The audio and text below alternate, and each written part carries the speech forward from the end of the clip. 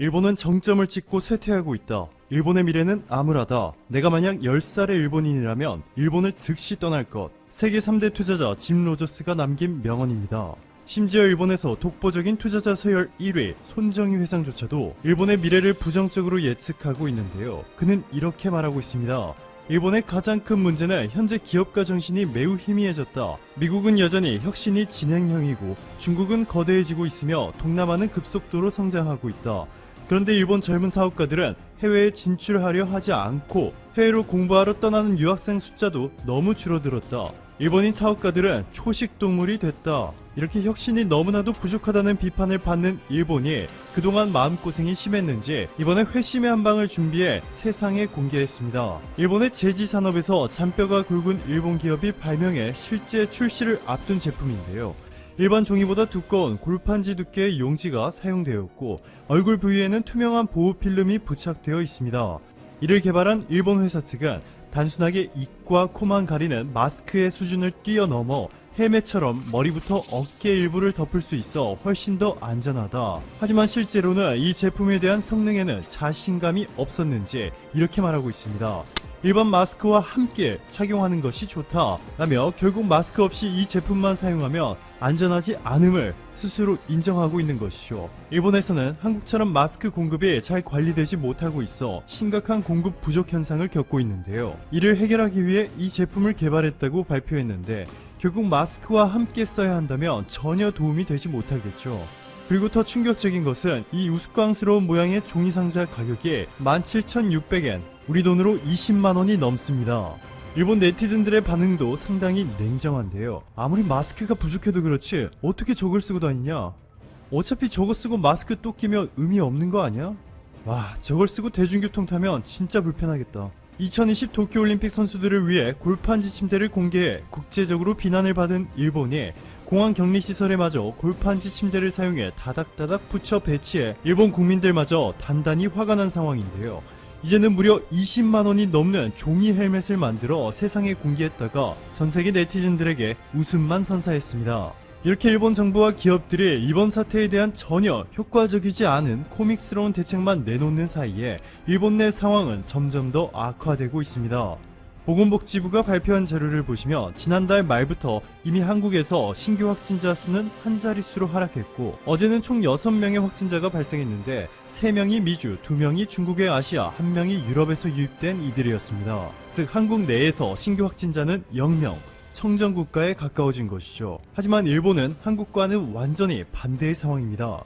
여전히 200명이 넘는 확진자가 나오고 있는 일본은 불량률이 높은 것으로 유명한 중국산 진단키트와 정확도가 낮은 일본산 진단키트를 아직까지 사용한 결과 양성 환자와 음성 환자조차도 제대로 구분하지 못하고 있는 것이 가장 큰 문제인데요. 교도통신의 보도에 따르면 최근 요코하마시에 있는 일본 검사 전문 업체가 보건과학연구소에서 최근 PCR 검사를 진행했는데 무려 38건의 판정 오류가 발생해 논란이 되고 있습니다. 도쿄, 가나가와 시즈오카 등 3개의 광역단체들이 검사를 의뢰했는데 감염이 되지 않은 수많은 이들에게 양성 판정을 통보한 것이죠. 이뿐만이 아닙니다. 뒤늦게 한국을 따라 드라이브스루 방식의 검사를 도입한 일본의 한 업체는 지난달 28일 하루에만 무려 33건의 판정 오류가 있었던 것으로 밝혀졌는데요. 결국 요코하마시는 해당 일본 업체에 더 이상 검사 의뢰를 하지 않기로 결정했습니다. 세계에서 유일하게 98%에 육박하는 정확도를 자랑하는 진단키트를 대량으로 생산할 수 있는 한국의 도움이 절실한 상황인데요. 최근 한국 정부가 일본에 마스크를 지원하는 것은 검토조차 한 적이 없다 밝힌 데 이어서 이번에 한국 진단키트 제조기업들이 일본에 상당히 충격적인 발언을 하게 됩니다. 진단키트는 생명과 직결된 것이니만큼 일본의 인도주의 정신으로 보내줘야 한다는 의견도 있다. 하지만 국민 정서를 고려한다면 일본 수출 소식이 알려지면 기업에 좋지 않은 영향이 미칠 수 있다. 게다가 이미 미국 주 정부 등 해외 주요 관계자들이 직접 한국에 있는 본사를 찾아올 정도로 한국산 진단키트를 확보하는 데 적극적이다. 하반기까지 수출 일정이 꽉 찼다 라고 말이죠. 즉 이미 일본을 제외한 대부분의 국가들이 한국산 진단키트를 공수하기 위해 핵심 인력을 한국에 직접 파견하는 등 적극적인 모습을 보이고 있는데 전 세계가 인정한 한국산 진단키트의 정확도와 신뢰도를 운운하고 있는 일본에는 보내줄 생각조차 없다는 것이죠. 아베 총리가 하루에 2만 건의 검사를 실시하겠다 발표한 지 한 달이 지난 지금 이제 일본이 한국산 진단키트를 수입할 수 있는 기회를 날려버리자 일본의 컨트롤타워 수장의 가토 가스노부 후생 노동상은 이렇게 말을 바꿉니다. 2만 건의 검사를 하겠다 한 적 없다. 의사가 검사가 필요하다고 하면 그때 검사를 실시할 것이다. 오늘도 감사합니다. 최고의 하루 보내시길 바랄게요. 지난 3월 19일 영국 로이터 통신이 한국에 대해 심층 분석하는 기사를 게시했습니다. 대한민국이 이번 위기에서 세계 최강국이라는 미국을 어떻게 경쟁해서 물리쳤는지에 대한 장문의 특별 보고서였습니다. 기사에서는 이번 위기 상황이 초유의 관심사로 떠오르기 전에 이미 한국은 위기를 직감하고 정확하고 신속한 판단을 내렸다는 점에 대해서 놀라움을 금치 못하고 있습니다. 기사에 따르면 전 세계에서 감탄을 거듭하고 있는 한국의 뛰어난 대응 방식이 하늘에서 뚝 떨어진 것이 절대 아니라는 것이었습니다. 한국 당국과 관계회사들의 빠른 판단력과 물불을 가리지 않는 열정이 있었기에 가능한 것이었습니다. 로이터 통신의 기사를 자세히 소개해 드리도록 하겠습니다. 대한민국 특별보고서 로이터 통신 1월 말 서울 한국 당국 관계자들은 한국인들이 음력설을 축하하기 위해 바쁘게 움직일 때 20개 이상의 관계회사 대표들을 서울에 분주한 기차역 안에 있는 회의실로 불러들였습니다. 그 자리에서 대한민국 최고 대응 관리자 중 한 명이 회사 대표들에게 긴급 메시지를 전달했습니다. 이미 중국은 만연해 있는 상태이지만 한국은 아직까지 확인된 사례가 4차례에 불과합니다. 하지만 한국 정부는 앞으로의 상황을 대응하기 위해서 즉시 효과적인 테스트가 필요하다고 보고 있습니다. 이렇게 긴급 메시지를 전달한 후에 그 자리에서 최고 관리자는 한국 당국의 신속한 규제 승인을 약속했습니다. 한국 당국의 약속에 그들은 똘똘 뭉쳐 정말 군대처럼 행동했습니다. 그리고 긴급 회의를 한 지 겨우 일주일이 지난 1월 27일 한국 당국은 한 회사의 테스트 방식을 신속하게 승인했습니다. 그러자 곧 다른 회사들이 따라오기 시작했습니다. 2월 말이 되자 한국은 매일 수천 명을 테스트할 수 있는 드라이브스루와 뛰어난 대처 능력으로 전 세계 헤드라인을 장식했다고 기사에서는 보도하고 있습니다.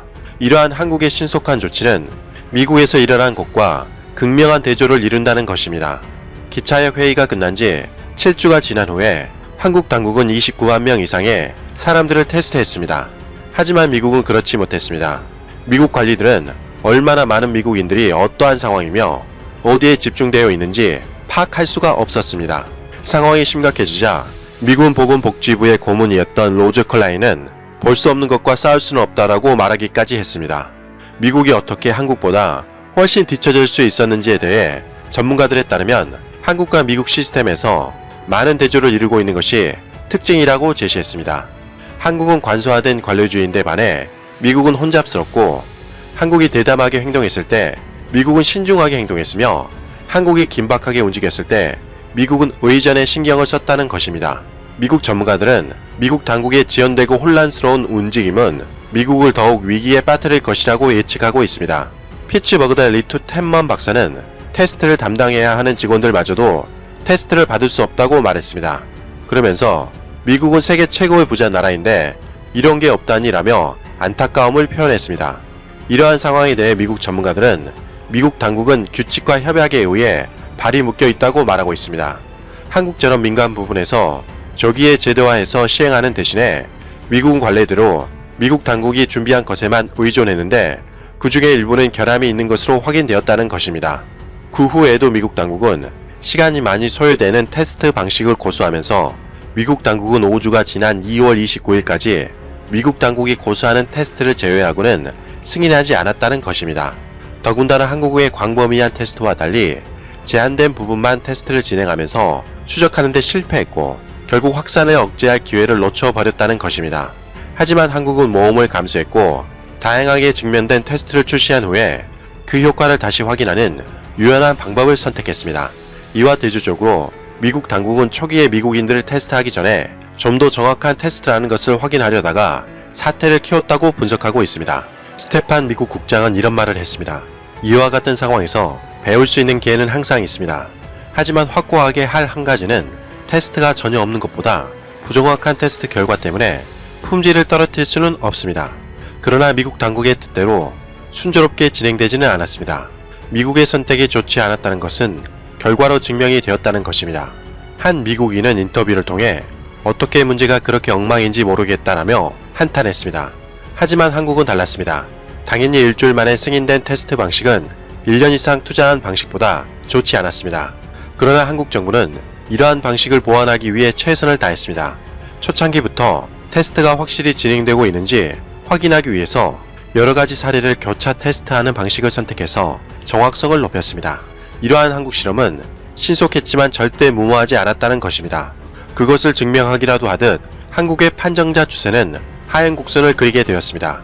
그러자 전 세계가 한국을 대서특필하며 한국의 방식을 채택하려는 움직임을 보여주고 있습니다. 또한 미국 트럼프 대통령도 한국의 드라이브 스루 시스템에 대해 당초 효과가 별로 없다는 태도를 버리고 적극적으로 도입하기 시작했습니다. 한국은 전 세계가 해내지 못한 일을 홀로 이루어낸 것입니다. 일각에서는 수십조를 쏟아부어 올림픽을 개최하는 것과는 비교할 수 없을 정도로 이번 훌륭한 대처를 통해 대한민국이 메가톤급으로 거대한 홍보 효과를 노리고 있다고 말하기도 했습니다. 이제는 대한민국이 이 분야에서는 전 세계를 선도하고 있는 것은 분명해 보입니다. 이상 가치왕 채널이었습니다. 지금까지 시청해주셔서 진심으로 감사합니다.